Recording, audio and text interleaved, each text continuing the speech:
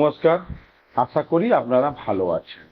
তন্ত্র শাস্ত্রে দশমহাবিদ্যার তৃতীয় বিদ্যা দেবী ষোড়শী এর অনেকগুলো প্রয়োগ আমরা দেখতে পাই। দেবী ষোড়শী এমন এক দেবী, আপনার মনস্কামনাকে পূরণ তিনি করে দেন। আমাদের জীবনে আমাদের অনেক ইচ্ছা বা আকাঙ্ক্ষা থাকে, কিন্তু সেই ইচ্ছা অনেক সময় আমাদের পূরণ হয় না, যে কোনো কারণবশত। সে আপনার ব্যবসার ক্ষেত্রে উন্নতি, সাংসারিক শান্তি, সংসারের বাধা, সন্তানের পড়াশোনা, দাম্পত্য জীবন, এরকম অনেক প্রবলেম নিয়ে আমরা একসঙ্গে চলি। এই প্রবলেমের জন্য দেবী ষোড়শী যে প্রয়োগটা আছে, সর্ব মনস্কামনা কবচ বা যন্ত্র। এই সর্ব মনস্কামনা কবচ বা যন্ত্র যদি আপনি ধারণ করেন বা আপনার ঘরের কোনো শুদ্ধ স্থানে বা ঠাকুরের আসনে রাখেন, তাহলে এর সুদূর প্রসারী ফল পাওয়া যায়। আপনাদের জীবনে যেই আকাঙ্ক্ষা বা যেই মনস্কামনা আপনার থাকে, সেটা পূরণ করতে এর জুড়ি মেলা ভাব। সর্বমনস্কামনা কবচ দেবী ষোড়শীর আশীর্বাদ ধন্য একটি কবচ। এই কবচ আপনি রূপোতে বা 3 ধাতুতে ধারণ করতে হয়।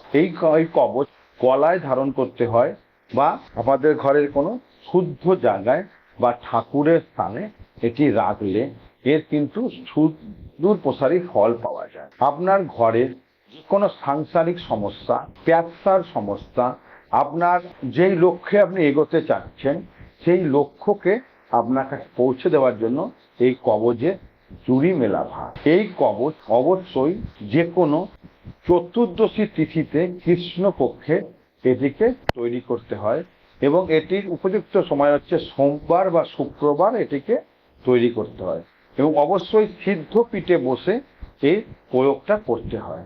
এবং এই প্রয়োগ করার পর যেই জাতক বা জাতিকা এটিকে ধারণ করবেন, তাকে এটাকে গলায় ধারণ করতে হয়। ধারণ করার পর 7 দিন একে আপনাকে শুদ্ধ থেকে একে রাখতে হয় এবং প্রতিদিন একে দুধ, মধু, ঘি, দই এবং আপনার ব্রহ্মকুণ্ডের জলে এটিকে স্নান করিয়ে এটিকে প্রথম 7 দিন আবার ধারণ করতে হয় প্রতিদিন একই। তারপর থেকে এর কাজটি শুরু হয় এবং দেখবেন এই কবচ ধারণ করার 7 দিন পর থেকে আপনার যে প্রবলেমগুলো ছিল সেটা কেটে গিয়ে আপনি আপনার যেটা ইচ্ছা বা আকাঙ্ক্ষার দিকে বা মনস্কামনার দিকে আপনাকে এগোতে সাহায্য করে।